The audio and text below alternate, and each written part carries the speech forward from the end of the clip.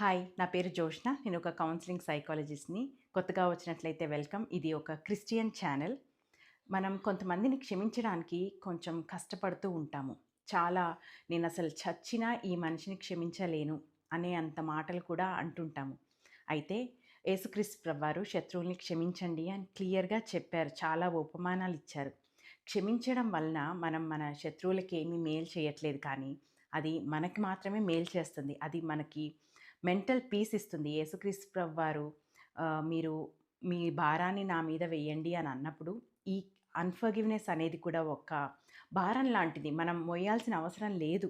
So, అన్‌ఫర్‌గివ్‌నెస్‌ని యేసుక్రీస్తు ప్రభువారి మీద వేసేసి, ఆయన ఇచ్చిన శాంతిని మనం తీసుకుందాం. కొంచెం కష్టమైనా సరే అది యేసుక్రీస్తు ప్రభువారు మనల్ని ఎలా క్షమించారో దాని మీద ధ్యానం చేసి, మనం వేరే వాళ్ళని క్షమించడానికి ట్రై చేద్దాము.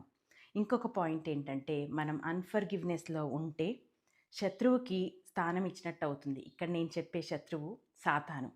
మనం అన్‌ఫర్‌గివ్‌నెస్‌లో ఉంటే సాతానుకి మన లైఫ్‌లో ఫ్రీ యాక్సెస్ ఇచ్చిన వాళ్ళం అవుతాం. అందుకని కూడా మనం ఫర్‌గివ్ చేయడమే మంచిది. సో, కష్టమైనా సరే కొంచెం యేసుక్రీస్తు ప్రభువారి ప్రేమను ధ్యానించి, ఆయన మనల్ని ఎంతగా క్షమించాడో ధ్యానించి, మనం కూడా మన శత్రువుల్ని క్షమించడానికి ట్రై చేద్దాము. మీ అభిప్రాయాలు కామెంట్స్‌లో పెట్టండి. వీడియో నచ్చినట్లయితే లైక్ చేసి, సబ్స్క్రైబ్ చేసుకొని, షేర్ చేయండి. Take care.